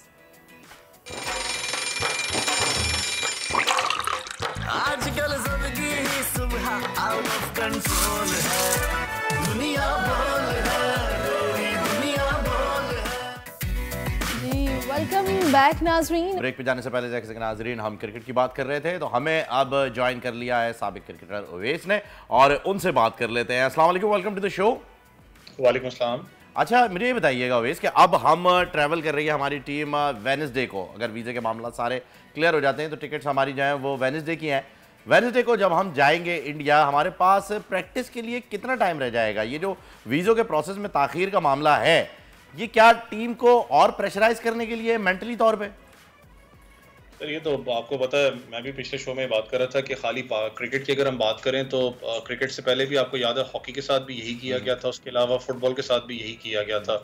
जानबूझ के अपना जो वीज़ा ताख़ीर इसलिए की जाती है कि बड़े टूर्नामेंट्स में, ताकि आपको साइकोलॉजिकल प्रेशर भी दिया जाए और उसके साथ साथ आपकी टीम जो थी वो जेल अप ना हो। आपको याद होगा पाकिस्तान ने बेसिकली दुबई जाना था, टीम बॉन्डिंग एक अपना टूर था, उसके बाद पाकिस्तान ने इंडिया जाना था, प्रैक्टिस सेशन के बाद आपने न्यूजीलैंड के खिलाफ वहाँ पर प्रैक्टिस मैच खेलना था। लेकिन अगर आप पूरी सिनेरियो की बात करें तो खबर ही आ रही थी कि आज जो सा पाकिस्तान को वीज़ाज अलॉट हो जाएंगे। जितने भी नेशंस खेल रहे हैं उसमें सिर्फ पाकिस्तान की टीम है जिसको अभी तक वीज़ा अलॉट नहीं हुआ, और पीसीबी ने आईसीसी को इस बारे में आगाह भी किया है कि हमें वीज़ाज अभी तक अलॉट नहीं हुए। और मैं बड़ा हैरान हूँ कि आईसीसी इस मामले पे अभी तक खामोश है कि जितने ममालिक हैं उन सबको वीज़ाज मिल चुके हुए हैं, सिवाय हमारी कंट्री को। हम बैठे हुए अभी तक कि जी वीज़ा। दूसरा वैस ये भी है ना कि आप देखिए कि जब तक हम शोर नहीं मचाएंगे, अपना एहतजाज रिकॉर्ड नहीं करवाएंगे, तब तक वो भी खामोश ही रहेंगे। हम लोग क्यों खामोश हैं? पीसीबी उस तरीके से बात क्यों नहीं कर रहा जैसे करनी चाहिए? देखिए पीसीबी तो ऑब्वियसली बात कर रहे हैं, लेकिन पीसीबी में भी अनफॉर्चुनेट है, काफी अरसे से अगर आप देखें तो बस कुर्सी का खेल लगा। बस वो एक जाता है दूसरा आता है, वो भी कहीं ना कहीं आपको पता है एक चीज जो उनसे प्लेयर्स हो जाए मैनेजमेंट के दिमाग में डाल देता है कि पता नहीं हमारे साथ क्या बनना है क्या नहीं। अभी आपको पता है सेंट्रल कॉन्ट्रैक्ट की बात हो रही थी, अभी तक प्लेयर्स को सेंट्रल कॉन्ट्रैक्ट्स ही नहीं मिले हैं। तो ये भी मामला बहुत से चल रहे हैं, लेकिन पीसीबी ने प्रेशराइज तो आईसीसी को प्रॉपर तरीके से नेगोशिएशंस भी चल रही है, डेफिनेटली हुआ होगा। लेकिन अभी हमारे प्लेयर्स के वीज़े नहीं है, तो हमारे स्पोर्ट्स जर्नलिस्ट जो हैं जो साथ जाएंगे उनके भी क्या पता। और जो शायकीन क्रिकेट है जिन्होंने मैच देखने के लिए जाना था, किसी के पास कोई वीज़ा से रिलेटेड अपडेट नहीं है। लेकिन ये जो टीम बॉन्डिंग की अभी आपने बात की है जिसके लिए दुबई जाना हुआ है, ये ऐसी कौन सी बॉन्डिंग है जो पाकिस्तान में नहीं हो सकती थी, दुबई में जाके हुई है? देखें क्योंकि जितना आपको पता है टीम को जो सा रगड़ा चढ़ा है एशिया कप के बाद लोगों ने मेरे ख्याल में वही इन्वॉल्व है जॉनसाय वाले। बाकी अपना आपको पता है जिस तरीके से हम लोग क्रिटिसाइज भी करते हुए हैं, फिर जब वर्ल्ड कप की सिलेक्शन हो रही थी तब भी क्रिटिसाइज मैंने भी किया कि हसन अली को वापस टीम में क्यों लेके आ रहे हैं। लेकिन ये टीम वो है, फिर ठीक है पाकिस्तान को रिप्रेजेंट करनी है, आपने इसको बैकअप भी करना है। टीम बॉन्डिंग तो ऑब्वियसली यहाँ पर भी हो सकती है, लेकिन मैं खुद थोड़ा सा हैरान था कि दुबई से आपने टीम बॉन्डिंग करके अपना उनको लेके जाना है इंडिया में। लेकिन वो टीम बॉन्डिंग वाला चैप्टर अब खत्म हो चुका है, क्योंकि आपके पास टाइम कोई नहीं इतना ज़्यादा। आपको जब वीज़ाज अलॉट होंगे तो आपने दुबई के जरिए आपने इंडिया उसी वक्त निकल जाना है, क्योंकि आपका मैच जो है न्यूजीलैंड के खिलाफ है। और आपको पता है वो भी मैच जो है वो इसलिए भी थोड़ा सा मैं कहता हूँ कि अजीब सी सिचुएशन है वहाँ पर कि ना ग्राउंड में आपको शायकीन अलाउ होंगे, क्लोज डोर के बिहाइंड वो मैच होगा। फिर आपको पता है वहाँ से खबर आ रही थी कि जो सिक्योरिटी इदारे उन्होंने कहा कि जी नॉर्मल जो सिक्योरिटी हम प्रोवाइड कर सकते हैं, एक्स्ट्राऑर्डिनरी काम हम नहीं करेंगे यहाँ पर। हैदराबाद की जो सिक्योरिटी है एजेंसी है उन्होंने ये कहा है। बिल्कुल जो वीज़ास का कहा है, देखिए खाली पाकिस्तानी क्रिकेटर्स इस वक्त थोड़ा सा लाइक दिमागी तौर पर तो ऑब्वियसली उनके ज़हन में चल रहा है कि वीज़ा कब अलॉट होगा, हमने जाके वहाँ पर रिलैक्स करके आपने ऑब्वियसली जाना होता है, क्लाइमेटाइज होना होता है। मैच 29 तारीख को है न्यूजीलैंड के साथ जो मैच होने जा रहा है 29 को ही है ना, 29 मैच है। लेकिन जो आपने जर्नलिस्ट की बात की वो शायकीन क्रिकेट के लिए भी एक इशू बना हुआ है कि बेशक वो यूएस में रहता हो, यूके में रहता हो, पाकिस्तानी जो सिटीजन है उसको वीजा देते हुए भी अभी तक कोई उन्होंने नहीं किया। इस पर कोई रेगुलेशंस मौजूद नहीं है आईसीसी की जानिब से? आप देखें ना कि 25 साल से यही वतीरा है भारत का कि जब जब कोई इवेंट होता है और हमें जाने की जरूरत पड़े, भले ये नेशनल टीम हो, ब्लाइंड क्रिकेट टीम हो, यही इनका तर्ज अमल होता है कि वीज़े नहीं देते, एनओसी नहीं मिलता और क्रिकेटर्स बेचारे बैठे रहते हैं, शक्लें देख रहे होते हैं। क्या करें हम? देखिए आईसीसी का एक रूल्स एंड रेगुलेशन ये ज़रूर है कि आपको जो वीज़ाज हैं वो अलॉट होते हैं प्लेयर्स के साथ साथ आपके जो कोचिंग स्टाफ मैनेजमेंट है, साथ ही जर्नलिस्ट को भी जो सा है जो बीसीसीआई है जो बीसीसीआई की जो गवर्निंग बॉडी है वो देखती है कि कितने जर्नलिस्ट हम अलाउ कर सकते हैं, कितने हम गेस्ट अलाउ कर सकते हैं पाकिस्तान टीम के साथ। आईसीसी का काम जो सा है वो है ज्यादातर क्रिकेट के साथ, क्रिकेट के मैनेजमेंट और प्लेयर्स कितने होंगे उनको डील करना। आईसीसी उस पर प्रेशर है जरूर इनको कर सकता है कि आखिर कर क्या रहे हो कि पूरे ममालिक को वीजाज अलॉट हो चुके हैं, पाकिस्तान कंट्री को अभी तक अलॉट क्यों नहीं हुए। रहा सवाल दूसरे मामलात का, वो काम है फिर आपकी जर्नलिस्ट बॉडी का, वो काम है आपकी जो इंटीरियर मिनिस्ट्री होगी या फॉरेन ऑफिस हो गया, उनका काम है कि इंडिया को बताना कि भाई हमारे शौकीन क्रिकेट वहां पर मैच देखने आना चाहते हैं। तो आखिर आपको मसला साहब आईसीसी की जानिब से तो ऐसा लग रहा है कि अब हमें अपील करनी पड़ेगी शायराना अंदाज में और उन्हें कहना पड़ेगा कि बोलते क्यों नहीं मेरे हक में, आबले पड़ गए जबान में क्या, क्योंकि आईसीसी तो फुल इन्फ्लुएंस में चल रहा है बीसीसीआई के। खैर बहुत बहुत शुक्रिया अवैस आपका, आपने वक्त दिया। और सैरिश, इस वक्त जो हमारे पास खबर है और जो रिपोर्ट इस वक्त तैयार है आप जानती हैं वो है हीरो पाकिस्तानी की। जी हाँ, हीरो पाकिस्तानी में आज नाज़रीन आपकी मुलाकात करवाएंगे हम पाकिस्तानी फिल्मसाज ज़ैनब यूनुस से, जिनकी फीचर फिल्म जो है वो ओवरसीज़ जा रही है। और ये हमारे लिए बहुत ही अच्छी बात है कि वो एक इंटरनेशनल फिल्म फेस्टिवल के अंदर जो है उसकी अक्कासी की जा रही है और पाकिस्तानी कल्चर जो है, पाकिस्तानी मूवीज़ जो है वो अब फेस्टिवल के लिए जाती हैं, जो कि एक फेयर कंपटीशन है। क्योंकि इंडिया ने जो है वो हमारी इंडस्ट्री को बहुत पीछे करने की कोशिश की, लेकिन हम रुके नहीं, हम झुके नहीं, हम आवाज़ जिसने कि हक अदा कर दिया। और काजान फ़हीम इंटरनेशनल फेस्टिवल है जहाँ पर ये नॉमिनेट इसको किया गया है।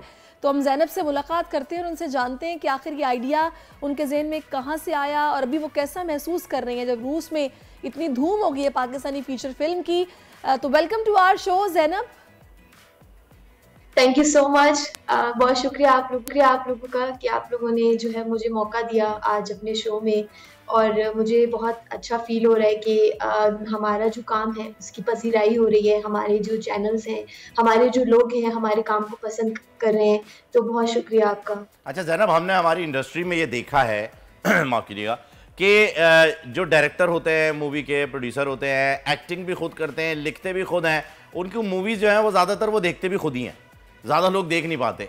पर आपने जो ये मूवी बनाई है इसमें तमाम चीज़ें आपने खुद की हैं, पर ये फेस्टिवल में भी जा रही है और उसका लुक एंड फील जो है वो हमने अभी देखा इस प्रोमो में, ये बड़ी प्रॉमिसिंग है। क्या इसकी इंस्पिरेशन आप कौन से सिनेमा को फॉलो कर रही हैं? ईरानियन सिनेमा को फॉलो कर रही हैं, कोरियन सिनेमा को फॉलो कर रही हैं, या ये कुछ फ्यूजन क्रिएट किया है आपने? वैसे तो ये फ्यूजन ही था, लेकिन हम लोग जो है वो ईरानियन सिनेमा को फॉलो कर रहे हैं। और आपको पता है कि ईरानियन जो सिनेमा है वो इस वक्त टॉप पे है, माशाल्लाह उनका काम बहुत अच्छा है। आपने एक सवाल किया कि पाकिस्तानी जो फिल्मसाज होते हैं वो खुद एक्टिंग करते हैं, खुद लिखते हैं, ये वो। हमने इसमें जो है आप कह सकते हैं अपने दिल से जो है वो काम किया है, मैंने, मेरी टीम ने। तो इस वजह से जो ये हर किसी को जो है पसंद आ रही है और ये हर किसी के जो दिल पे जाके ना लग रही है एक तरह से, जो टॉपिक है इसका। जी ज़ैनब, ये कहिएगा कि आपने जो, जहाँ तक मैं समझी हूँ, इसमें बेटियों का जो है किरदार या फिर उनसे जो मोहब्बत, ये शफकत है, कुछ इस तरह के सोशल मैसेज को उजागर किया है। एम आई राइट? जी बिल्कुल। इसकी कहानी कुछ यूँ है कि एक लड़की होती है ज़हा के नाम से, जिनको लाहौर में एक बहुत बड़ी अपॉर्चुनिटी मिलती है, लाहौर के बहुत बड़े न्यूज़ चैनल में। तो वो अपने वालिद से आके बात करती है कि हम लोग जो है वो शिफ्ट कर जाते हैं लाहौर, क्योंकि कोयटा में अपॉर्चुनिटीज़ नहीं है। तो वहाँ पे उनका बाप बेटी का मुकालमा दिखाया है, जहाँ पे उन दोनों की बहस हो जाती है। जो कि उनके वालिद हैं वो कहते हैं कि मेरी वाबस्तगी है मेरे शहर से, मैं अपना शहर छोड़ के नहीं जाऊँगा, मैं यहाँ पे पला हूँ, बड़ा हूँ, मेरे लोग हैं। तो उधर हमने जो है वो बाप बेटी का कॉन्फ्लिक्ट दिखाया है। और फिर ये होता है कि उनके जो फादर है वो उनको एक दिन पूरा शहर घुमाते हैं, वो जगहें जहाँ पे बचपन में वो उसको लेकर जाते थे, और फिर वो फैसला अपनी बेटी पे छोड़ देते हैं। अमूमन जो है वो मीडिया मोस्टली दिखाता है बलूचिस्तान ये रियल स्टोरी पर बनाई है आपने? ये इंस्पिरेशन दी हुई है हमने एक स्टोरी से। जी जी, तो मैं ये कह रही थी मोस्टली मतलब ये दिखाया जाता है बलूचिस्तान या कोयटा के बारे में कि उनको मतलब औरतों को इतनी क्या कहते हैं फ्रीडम नहीं है, लेकिन हमने इसमें पूरी अक्कासी की है, जो कि एक ट्रू एस्पेक्ट हमने दिखाया है कि उसको उनके फादर ने जो है अपनी बेटी को उसके ऊपर फैसला छोड़ दिया कि वो क्या करना चाहती है, और एट द एंड जो फैसला उनकी बेटी ने लिया तो उन्होंने उसकी रिस्पेक्ट की। तो वो फैसला देखने के लिए आपको फिल्म देखनी पड़ेगी। अच्छा, वो तो हम ज़रूर देखेंगे। आप हमें बताइएगा भी ज़रूर कि ये मूवी हम देख कैसे सकते हैं, कि ये सिनेमा में रिलीज़ कर रहे हैं आप या OTT OTT पर, ये भी बताइएगा। इसके साथ साथ मुझे ये भी बताइए ज़ैनब कि मैंने जब ये इसका प्रोमो देखा तो मुझे कुछ सीन्स जो है, जब भी मैंने आपसे ईरानियन सिनेमा का जिक्र भी किया है, कि मुझे लगा कि जी मैं वाकई ऐसा प्रोमो देख रहा हूँ, Soraya M stoning of Soraya M का प्रोमो या काइट रनर का मैं प्रोमो देख रहा हूँ, ये फील मुझे आया। लेकिन वो शूट हुआ हुआ है एरी पर। आपने कौन सा कैमरा यूज़ किया, कितने बजट के ऊपर ये मूवी बनाई है, और इसमें अगर टेक्निकली बात की जाए तो इसकी ग्रेडिंग वगैरह सब पाकिस्तान में हुई है या बाहर कहीं गए इसके लिए आप लोग? टोटली जो है पाकिस्तान मेड है। हमने इसको सोनी FX3 पे किया है, जो नेटफ्लिक्स अप्रूव कैमरा है इस वक्त। तो इक्विपमेंट मैंने जो है वो लाहौर से मंगवाए थे। मेरी आधी टीम जो है वो लाहौर की थी। मेरे जो प्रोड्यूसर हैं वो लाहौर के हैं, जवाद, मेरे जो DOP हैं इमरान भाई वो भी लाहौर के हैं। तो बाकी जो मेरी बाकी टीम थी वो कोयटा की थी और आधी टीम लाहौर की। तो आप कह सकते हैं कि एक तरह से हमने फ्यूजन किया है इसके अंदर। मैं खुद बेसिकली बलूचिस्तान से मेरा ताल्लुक है, कोयटा से, और बाकी मेरी कुछ टीम जो थी वो लाहौर से थी और कुछ कोयटा से। तो हमने इस चीज़ को जो है एक मतलब पॉजिटिव हमने यहाँ पे भी एक अपना इमेज जो है दिखाने की कोशिश की है। तो ज़ैनब कितने टाइम में इसको आपने कंप्लीट किया? इसको हमने तकरीबन हमें 6 मंथ्स लगे थे, जो इसकी हमारी प्री प्रोडक्शन थी। लेकिन जो शूट था हमारा तकरीबन 2 से 3 दिन में हमारा शूट हो गया था, और बाकी जो पोस्ट का हमारा काम था वो 2 महीनों में आप कह सकती हैं कि हो गया था। जी सही। ये जो कास्ट आपने चूज की थी वो किस तरह आपने चूज की? हम देख रहे हैं इसमें जिन्होंने वालिद का किरदार अदा किया है, बड़ा क्लोज फ्रेम आपने उनका लिया है। वो मैंने पहली दफा देखा है उन्हें, इससे पहले स्क्रीन पर नजर नहीं आए वो हमारे कोयटा के जो है वो लिविंग लेजेंड है इस वक्त, अब्दुल्ला जान गजनवी नाम है उनका, और बड़ा उन्होंने काम किया है। तो जब हम लोग, मैं जवाद से बात करी थी कि हम लोगों ने मतलब किसको कास्ट करना है, तो जवाद ने मुझे इनकी पिक्चर भेजी कि भाई तुम्हारे वालिद के किरदार में ये जो है मतलब पूरे उतरते हैं। तो वहाँ से फिर हम लोगों ने इनसे कांटेक्ट करना स्टार्ट किया, और मैं आपको बताऊं कि माशाल्लाह इन्होंने इतना हमारे साथ किया है, इतना कि इन्होंने अपना पूरा घर हमें दे दिया था शूट के लिए। हमें घर नहीं मिल रहा था कि हम कहाँ पे शूट करें, जो हमने क्लास खानी थी। तो मतलब इन्होंने बड़ा हम आवाज़ को ओन किया और माशाल्लाह से बहुत सपोर्ट किया हमें। अच्छा नूर, मुझे बताइएगा कि आपने पहले से ये जहन में सोचा हुआ था कि ये मूवी आप एक फेस्टिवल के लिए बना रही हैं जहां अब इसकी स्क्रीनिंग होगी, या आपने ये अपने YouTube के लिए बनाई है, या फिर इसको आप इसकी ड्यूरेशन भी मुझे बताइएगा कि ड्यूरेशन क्या है, और इसे रिलीज़ कहाँ पर आप कर रही हैं जहां हम देख सकते हैं इसे? ओके, बेसिकली ये मेरा थीसिस प्रोजेक्ट है। मैं हाउस नेशनल यूनिवर्सिटी से MS जो कि कंप्लीट होने वाला है, तो ये मेरा फाइनल ईयर प्रोजेक्ट है। तो जब हम लोग ये बना रहे थे तो मेरे माइंड में यही था कि मैंने इसको फेस्टिवल्स के लिए भेजना है, और अगर आप काम करें तो आप ऐसा काम करो कि जो लोग हैं वो उस चीज़ को याद करें कि इन्होंने कितना अच्छा काम किया है। तो ऐसा ही हुआ अल्हम्दुलिल्लाह। हम लोगों ने इसको फेस्टिवल्स के लिए बनाया, और अभी तो सिर्फ एक फेस्टिवल का जो है वो आप कह सकते हैं कि जवाब आया है। अभी हमने इसको 20-25 और फेस्टिवल्स में भेजा हुआ है। बाकी ये है कि जब तक फेस्टिवल्स का जो है वो जवाब आ जाता है या फिर रिस्पांस आ जाता है, उसके बाद फिर हम लोग इसको प्रॉपर यूट्यूब पे जो है हमारा इरादा है रिलीज। सही। तो ज़ैनब बड़ी अच्छी बात है, और बेस्ट ऑफ लक, ऐसा ही काम आप करती रहें मजीद भी। और बड़ा अच्छा आपने रिलेशनशिप फादर और डॉटर का जो कि उजागर किया है इस मूवी में।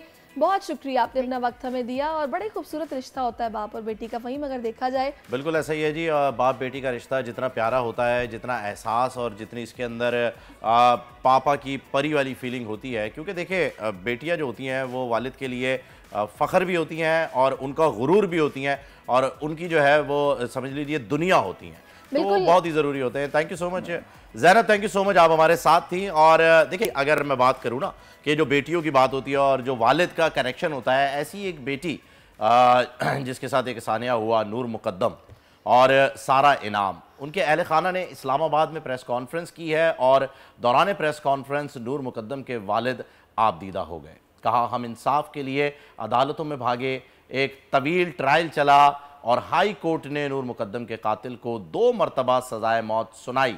अब केस सुप्रीम कोर्ट में जा चुका है। ज़ाहिर है बर्डन है, हज़ारों की तादाद में केसेस पेंडिंग पड़े हुए हैं और तारीखें मिलती रहती हैं, सायरीन परेशानी में चक्कर काटते रहते हैं। इस पर बिल्कुल कुछ ना कुछ होना चाहिए। इसी सारी सूरत हाल पर बात करने के लिए शौकत अली मुकद्दम साहब इस वक्त हमारे साथ मौजूद है। अस्सलाम वालेकुम शौकत साहब, बहुत शुक्रिया आपके वक्त का। शौकत साहब, क्या वजह है कि आप लोगों को प्रेस कॉन्फ्रेंस करना पड़ी और मामलात उस तरीके से तेज़ी के साथ नहीं अंजाम तक पहुँच पा रहे थे? देखिए, वालेकुम सलाम। शुक्रिया बोल टीवी में आपको इंटरव्यू लेने का। बात ये आपको पता है 20 जुलाई 2021 को नूर मुकद्दम का मर्डर हो गया था, कत्ल हो गया था, और फिर जो है इस कचहरी ने जो है एडिशनल डिस्ट्रिक्ट सेशन जज ने जो है इसको सजा मौत सुनाई थी कातिल को, और उसके बाद ये जो है केस हाई कोर्ट में गया और 24 फरवरी 2022 को जो है हाई कोर्ट ने इसको दो काउंट पे सजाए मौत सुनाई। तो ये एक तवील सिलसिला था और बहुत पेनफुल था, क्योंकि रोज कचहरी में जाना, और आपको पता है कचहरी में हालात उस वक्त बहुत खराब थे, बैठने की जगह नहीं होती थी। और लेकिन ये था कि मैं कहूँगा कि जो है अता रब्बानी साहब जो डिस्ट्रिक्ट सेशन जज थे वो 8:30 बजे पहुंच जाते थे। पाकिस्तान में दफ्तरों में लोग कम आते हैं 8:30 बजे। उन्होंने फेयर ट्रायल पूरी दी। और दूसरा ये है कि हेलो जी आपकी आवाज आ रही है। और दूसरा ये है कि दूसरे दो जो उनके साथी थे कातिल के, उनको भी 10-10 साल सजाएं सुनाई देगी। और फिर हाई कोर्ट में जो अपीलें गई तो वहाँ जो है एक तवील अरसे के बाद जो है चीफ जस्टिस साहब ने जो है उसको 2 काउंट में सजाए मौत सुनाई। तो कहने के बाद अब ये सुप्रीम कोर्ट में अपीलें हैं, और जो डिफेंस और प्रोसिक्यूशन दोनों तरफ से हमारी इल्तिजा है, हमारी रिक्वेस्ट है। चीफ जस्टिस सुप्रीम कोर्ट नए आए हैं और एक उम्मीद की किरण दौड़ी है पाकिस्तान में कि शायद जो है अब इस तरह केसेस जो हैं जल्द निपटाए जाएंगे। शौकत साहब, आपने जाती तौर पर खत भी लिखा है चीफ जस्टिस साहब को? नहीं, मैंने कोई खत नहीं लिखा है अभी तक, और लेकिन मैं आपके चैनल के थ्रू और दूसरे कल जितने लोग आए थे प्रेस कॉन्फ्रेंस, तो बेसिकली कल तो सारा इनाम के वालिद ने प्रोग्राम किया था, इवेंट जो है सारा इनाम के वालिद ने किया था। तो मैं रिक्वेस्ट किया था आने के लिए, तो मैं भी शरीक हुआ, क्योंकि ये नूर मुकद्दम और सारा इनाम का मसला नहीं है, ये पाकिस्तान की तमाम बेटियों का मसला है। बिल्कुल ऐसा ही है शौकत साहब। और आप इस वक्त जिस बहादुरी के साथ डट कर खड़े हैं, लड़ रहे हैं, मुकाबला कर रहे हैं पूरे सिस्टम का, आवाम की आवाज़ बन करके, यकीन जानिए कि हर बेटी जो है वो इस वक्त आपके लिए ज़ैनब बनी हुई है और आपको अपने वालिद का दर्जा दिया हुआ है। थैंक यू सो मच कि आप तमाम पाकिस्तानी उन बेटियों का केस लड़ रहे हैं जिनकी आवाज़ दबाए बैठी थी। बहुत बहुत शुक्रिया शौकत साहब आपका। और नाजरीन एक ब्रेक लेते हैं, ब्रेक के बाद इंशाल्लाह प्रोग्राम में मुलाकात होगी आपसे। आजकल जिंदगी ही सुबह आउट ऑफ कंट्रोल है, दुनिया बोल है, दुनिया बोल है। जी वेलकम बैक नाजरीन। और मैंने प्रोग्राम के स्टार्ट में, जैसे कि आपको याद होगा, कुछ लेज़र लाइट्स की बात की थी। तो लेज़र लाइट्स पता नहीं क्यों लोग जहाज़ पे मारते हैं, जिससे कि प्रॉब्लम क्रिएट होता है और पायलट्स को काफ़ी परेशानी होती है, उन्हें रिपोर्ट करना पड़ता है। इसके नुकसानात क्या हैं, क्या इसके पीछे वजूहात होती हैं? वैसे तो आमतौर पर हम ये देखते हैं कि जब भी किसी हम देखते हैं ना फ़हीम के किसी सोसाइटी का इनॉग्रेशन होना हो, किसी स्टोर का इनॉग्रेशन होना हो, वो एक बड़ी सी जो है वो सर्च लाइट लगा देते हैं बताने के लिए कि जी हम इस जगह पर पड़े हुए हैं, आप कहीं से भी ढूंढ के आ जाए। और फिर फोन पे उनसे पूछना है लोकेशन किधर है जी, ओ जी ओ बड़ी वाली लाइट नजर आ रही है, तोड़ो ओ वाइट वाली, ओ थे है जी, आ जाओ। फिर वो फ्लैशर्स लगे हुए होते हैं आपके सर्च लाइट वाले। तो नाज़रीन खबर यह है कि कराची में एक ही नौइयत के 2-3 अजीब व गरीब वाक़यात रिपोर्ट हुए हैं जो इंतहाई ख़तरनाक और तशवीशनाक भी हो सकते हैं। मामला यह है कि कराची एयरपोर्ट पर लैंडिंग और टेक ऑफ करने वाले जितने भी तैयारों के पायलट्स हैं, उनकी शिकायत यह आई है कि लैंडिंग और टेक ऑफ के दौरान उनके जहाज़ों पर लेज़र लाइट मारी जाती है जो कि लो फ्लाई जोन के एरिया में आते हैं, जिसमें model town, Shah Faisal colony और सोराब गोट से ये लाइट्स जो हैं वो इससे तंग करने का जो है वो मशवरा दिया बताया जा रहा है कि ये हो रहा है। खैर सिविल एविएशन के नुमाइंदा खुसूसी हैं और वो हमारे साथ इस वक्त आ चुके हैं। सैफुल्लाह खान साहब तर्जुमान हैं, उन्हीं से बात कर लेते हैं। अस्सलाम वालेकुम Saifullah sahab, welcome to the show sir. Thank you so much for having me. Sir सबसे पहले तो ये बताइए कि ये जो पायलट्स हैं इनके ऊपर जो ये लाइट्स मारी जाती है, ये शुगल हो रहा है, तफरी हो रही है या फिर ये कोई सीरियस कंसर्न है, लाइक इट्स अ थ्रेट? देखें जी, बाद वाली जो बात है वो दुरुस्त है। It's a hazard, I won't call it a threat but it's sure is a hazard.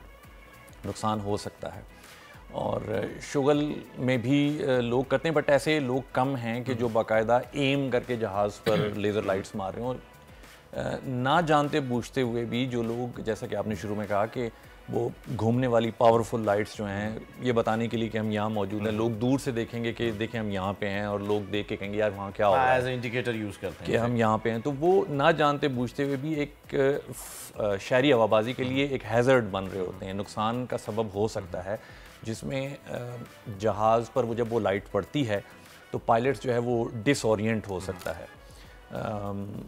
आपने जैसे कि कहा कि थ्रेट या हैज़र्ड है, तो होता ये कि जब वो लाइट पड़ती है जहाज़ के शीशे पर तो इट्स अ मटेरियल जिसको प्लेक्सी ग्लास का इतना हैवी कुछ कॉज हुआ है कि मेडे कॉल कर दिया गया वो पायलट की जानिब से कि इतना सिवियर हुआ? नॉट टू माई नॉलेज जी, ऐसा नहीं हुआ। ऐसा कभी नहीं हुआ नहीं, यानी इस इतनी सिवियरिटी के ऊपर हम नहीं कहेंगे मेडे कॉल हुआ। लेकिन ये जो थोड़ा सा प्रॉब्लम क्रिएट होता है कि जिससे पायलट को परेशानी होती है, जाहिर है वो डिस्ट्रैक्ट भी होता होगा कि एकदम ये क्या चीज़ आ गई है, ये कितना नुकसानदेह? देखें ये होता बेसिकली जैसा कि अभी इलाकों के नाम लिए आपने भी, सोराब गोड, पहलवान गोड, मॉडल कॉलोनी, एयरपोर्ट की सराउंडिंग में लैंडिंग और टेक ऑफ के दौरान, और जिन्हें रनवे फनल एरियाज कहा जाता है जब जहाज़ टेक ऑफ कर रहा होता है और लैंडिंग हो रही होती है। तो इस दौरान जब ये क्रिटिकल फेजेस ऑफ फ्लाइट कहलाते हैं, these are very critical phases जिसमें पायलट की भरपूर तवज्जो की ज़रूरत होती है, इंस्ट्रूमेंट्स की तरफ होती है, उसको रनवे नज़र आ रहा होता है और वो लेकिन जब कोऑर्डिनेशन भी चल रही होती है एग्जैक्टली बहुत ही हाई लेवल पे एग्जैक्टली। तो जब वो लाइट पड़ती है स्क्रीन पर, तो चूंकि मैंने कहा कि प्लेक्सी ग्लास एक मटेरियल है उसका वो बना होता है, तो वो पूरा जो कॉकपिट है वो एकदम रोशन हो जाता है। ओके।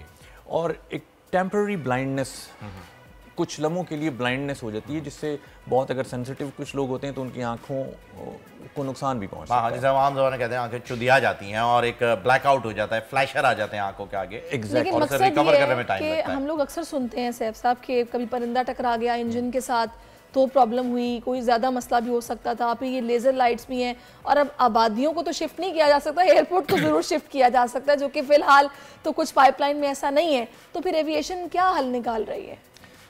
देखिए हाथ पे हाथ रख के तो नहीं बैठा जा सकता।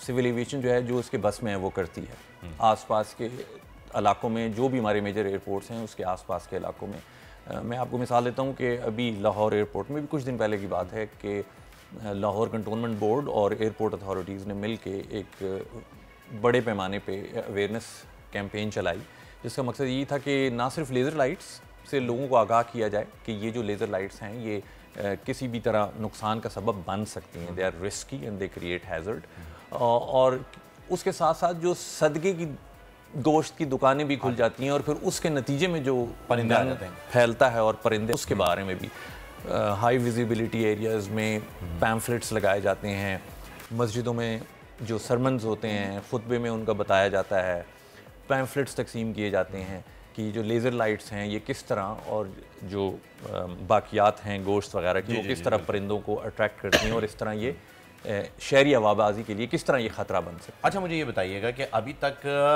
कोई खुदा न खास्ता ऐसा कोई सानेहा कोई वाक़या related to this laser light या परिंदों के ज़रिए, तो हमने देखा है कि इंजन भी अक्सर जो है वो फेल हो जाता है, फायर जो है वो फायर अलार्म आ जाते हैं उसके, लेज़र लाइट से रिलेटेड कोई ऐसा अभी तक इतना सीवियर हुआ है या आप उस लेवल तक जाने से पहले ही जो है वो चाह रहे हैं कि एहतियात इलाज से बेहतर है तो प्रिकॉशंस ले लिए जाएँ?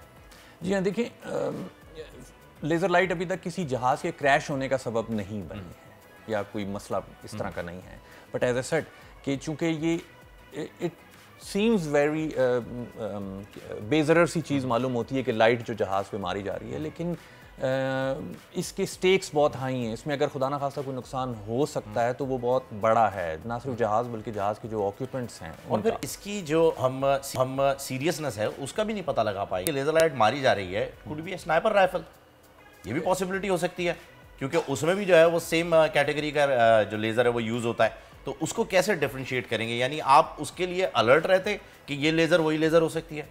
नहीं जी, बस हम तो यही कह सकते हैं कि अल्लाह ना करे कि ऐसी कोई बात हो कि कोई असला लेके इस तरह का बैठा हो कि जो अल्लाह ना करे ऐसा हो, लेकिन फिर भी वो कहते हैं ना जी कि hope for the best plan for the worst. तो वर्स्ट कंडीशन में वर्स्ट केस सिनेरियो क्या होगा आपका कि अगर इस तरह के लेज़र आते हैं तो फिर आप एरिया के अंदर जो है वो लॉ एंड ऑर्डर की जितने भी इदारे हैं उन सबको ऑन बोर्ड ले करके उन्हें ये अवेयरनेस देंगे कि भाई हम शूट एट साइड भी कर सकते हैं इसके ऊपर? मैं आपको जल्दी से एक्सप्लेन कर देता हूँ कि होता क्या है। शायद उसी में ही आंसर होगा। लेकिन जब पायलट रिपोर्ट करता है कि मुझे इस तरफ से जो है वो लेज़र लाइट हुई, जब वो जैसे ही होता है वो फ़ौरन ही एयर ट्रैफिक कंट्रोल को बता देता है। तो एयर ट्रैफिक कंट्रोलर जो है वो ड्यूटी टर्मिनल मैनेजर जो एयरपोर्ट पे है उसको बता देता है, एयरपोर्ट मैनेजर के इल्म में आ जाती है और फ़ौरन ही हर एयरपोर्ट पे एक पुलिस चौकी भी मौजूद है, वो उसको बता देता है। और पुलिस चौकी वाला जो है वो फ़ौरन उसी कोऑर्डिनेट्स को वो जो गुफ्तगू है और वहाँ पहुँच जाते हैं, उनको बता देते हैं, जो उनके लोग वहाँ मौजूद होते हैं उस इलाके में। तो वो लोग वहाँ पे फ़ौरन पहुँच के उसको, अगर तो वो घूमने वाली बड़ी लाइटें हैं तो उनको वो रुकवा देते हैं।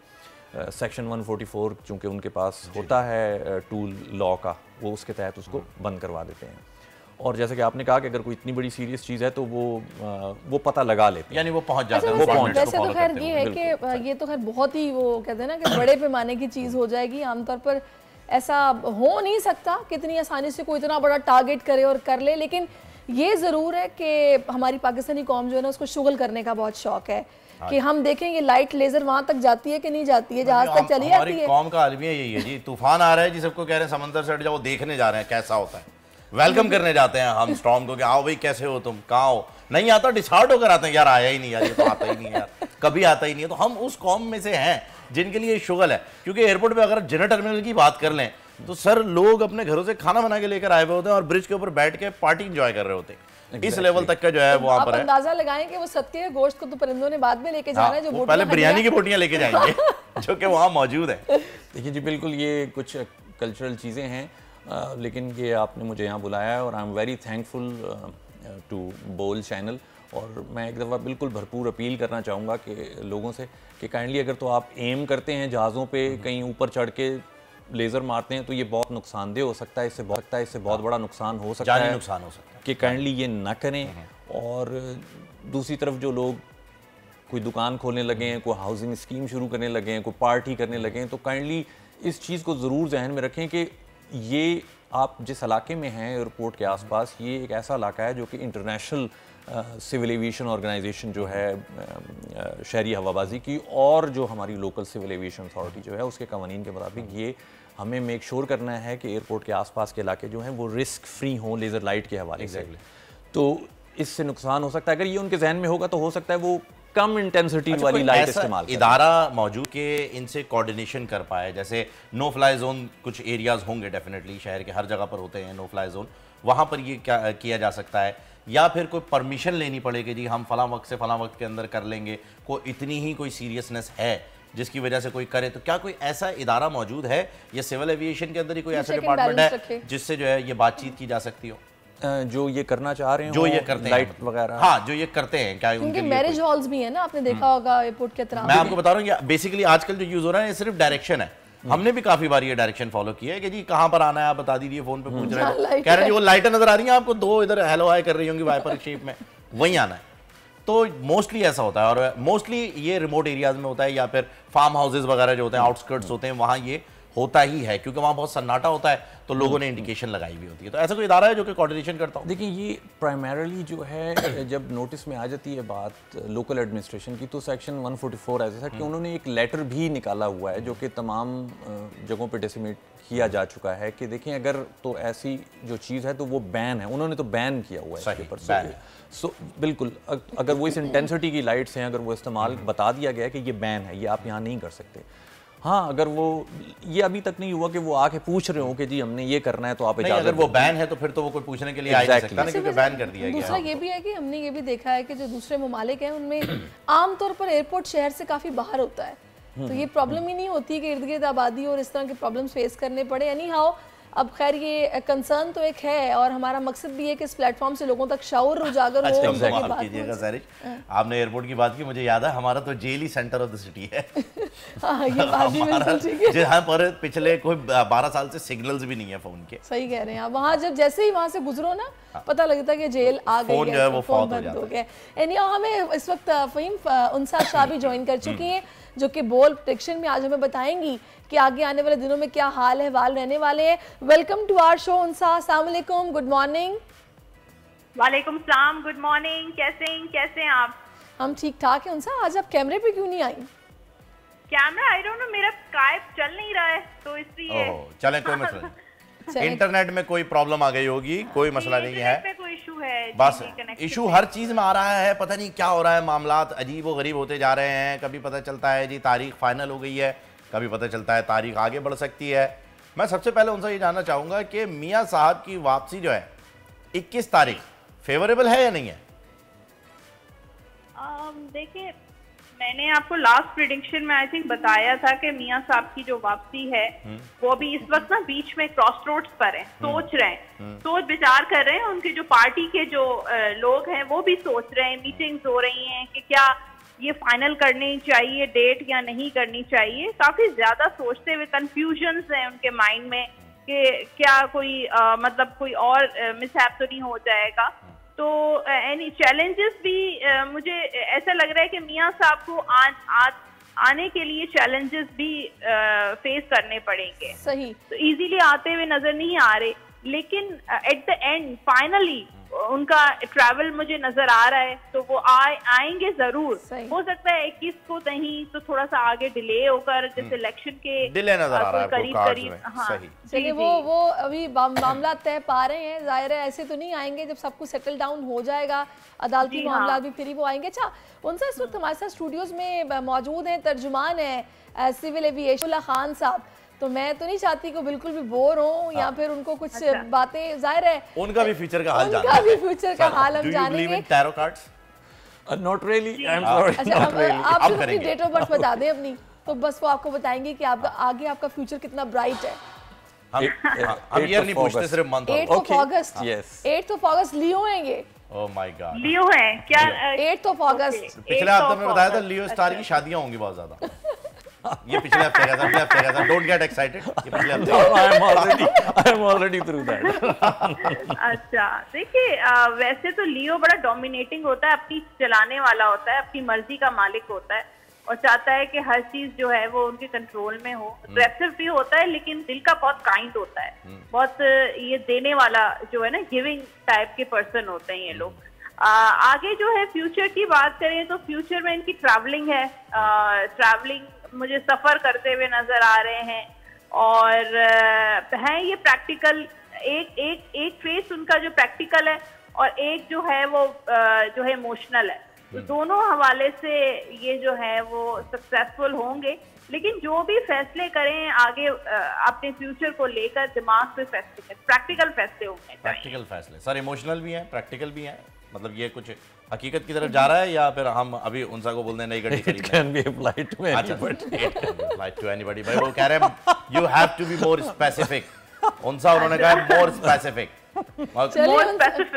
साहब एक काम करते हैं, बाकी पाकिस्तानी जो कि मुंतजिर हैं कि आप उन्हें बताएं उनके साथ क्या होने वाला है। तो अब तो शादियों का सीजन भी आ गया उनसा। हॉरोस्कोप मंडे है ना आज तो। हाँ, हॉरोस्कोप जान लेते हैं। हाँ, एरीज से शुरू करते हैं। वाकई सैरिश ने शादी की बात की है तो पहला ही कार्ड एरीज वालों के लिए रबीउल अव्वल में शादियां शुरू हो जाती हैं उनसा, सारे हॉल्स बुक होते हैं। ऐसे ही है, तो शादी का सीजन वाकई एरीज वालों के लिए भी है और डिफरेंट प्रपोजल्स आ रहे हैं। रोमांटिक टाइम भी हम किसको कह सकते हैं एरीज वालों के लिए। लव मैरिज हो सकती है, अपनी पसंद से शादी कर सकते हैं। पकड़े तो नहीं जाएंगे घर वाले? छापा तो नहीं मारते हुए दिख रहे? छापा अभी मार सकते हैं। अच्छा, मतलब ये थोड़ी टेंशन भी है घर वालों की तरफ से। सोच लिया ना, ठान लिया तो वो उन्होंने करना है। बात डन हो। टॉरस वालों के लिए भी इमोशनल जॉय नजर आ रहा है, दोस्तों के साथ अच्छा टाइम गुजार रहे हैं, ट्रैवल पर जा रहे हैं, फैमिली के साथ अच्छा टाइम हो सकता है। कोई मंगनी हो गई, बात फिक्स हो गई, प्रपोजल आ गया, ये भी टॉरस वालों के लिए। फिर जेमिनाई वाले जो हैं थोड़ी सैड एनर्जी नजर आ रही है, किसी चीज को लेके हर्ट हो सकते हैं, कोई पुरानी बात, किसी को दोस्त को मिस कर सकते हैं, किसी एक्स को मिस करते हुए नजर आ रहे हैं। और कैंसेरियंस, उनके पास पैसा आ रहा है आने वाले टाइम में, जो उन्होंने बहुत मेहनत की थी ना उसका फल कैंसेरियंस को अब मिलेगा। प्रमोशन हो सकती है, सैलरी इंक्रीज हो सकती है, बिजनेस में प्रॉफिट हो सकता है। लियो वाले जो हैं पैसों की लेन देन नजर आ रही है, मीटिंग्स, लोगों के साथ मुलाकातें, कम्युनिकेशन बहुत होगी। और वर्गो वाले जो हैं वो कुछ नया काम ढूंढ रहे हैं, तलाश कर रहे हैं और न्यू बिगिनिंग उनकी लाइफ में हो रही है। कोई नई ट्रांसफॉर्मेशन हो रही है, कुछ अपने आप को ग्रूम कर रहे हैं, अपने आप को चेंज किया है वर्गो वालों ने। कोई नया काम शुरू कर सकते हैं, कोई नए रिलेशनशिप में आ सकते हैं। लिब्रा वाले भी इंजॉय कर रहे हैं, सेलिब्रेट कर रहे हैं, शादी के काफी लिब्रा वालों के चांसेस हैं, ट्रैवलिंग है और दोस्तों के साथ टाइम स्पेंड कर रहे हैं, तो इंजॉय कर रहे हैं अपनी लाइफ लिब्रा वाले। स्कॉर्पियंस को अपना मनपसंद पार्टनर मिलता हुआ नजर आ रहा है, लव मैरिज के उनके चांसेस हैं, कोई प्रपोज कर सकता है और रोमांटिक टाइम है, किसी के साथ नाराजगी, कोई झगड़ा, कोई कॉन्फ्लिक्ट हो गया है लव में, रिलेशन में, बिजनेस में, तो दोबारा से पैचअप हो सकता है इनकी। सेजिटेरियस वालों का स्कॉर्पियो के पैसे कहाँ से आ रहे हैं, बढ़ रहे हैं, नहीं बढ़ रहे हैं, नहीं आ रहे ना, जो है उतना ही है ना, वो कार्ड में आप अपनी जबरदस्ती क्यों गुजारेंगे चीजें। हाँ, स्कॉर्पियो के पैसों में ना काम में, करियर में, फाइनेंसेस में चैलेंजेस हैं, इजीली उनको कुछ नहीं मिलेगा, चैलेंजेस, स्ट्रगल करेंगे तो मिलेगा, रुकावटें आएंगी। अच्छा, समझ गया, आगे बढ़े आप, आगे बढ़े। सेजिटेरियस वाले जो हैं उनका भी ट्रैवल है और कोई भी चीज उन्होंने सोचा है कि ये चीज मुझे चाहिए, कोई जॉब के हवाले से या रिलेशनशिप के हवाले से पसंद की शादी करनी है, तो उनको मेहनत करनी पड़ेगी, उस चीज के पीछे भागना पड़ेगा, स्ट्रगल करनी पड़ेगी, कोशिश करनी पड़ेगी, उसके बाद वो चीज हासिल हो जाएगी। कैप्रिकॉर्न वाले जस्टिस का कार्ड है और इंसाफ पसंद होते हैं और हर चीज बैलेंस कर रहे हैं अपने जो है काम को लेके, करियर को लेके, शादी का भी कैप्रिकॉर्न का वो चांस है, चाहे पहली शादी हो, दूसरी शादी हो, मैं भी ये कह रहा हूं, हो गई। हाँ, सोच विचार करें, प्रैक्टिकल जो है वो उनको फैसले लेने चाहिए और बहुत समझदारी के साथ उनको चलना चाहिए, चाहे रिलेशन में हो, काम में हो। और एक्वेरियस जो है वो जो है ट्रैवल पर निकल रहा है, कोई रोमांटिक पार्टनर मिल सकता है, लव मैरिज हो सकती है, प्रपोजल आ सकता है और बहुत रोमांटिक टाइम नजर आ रहा है।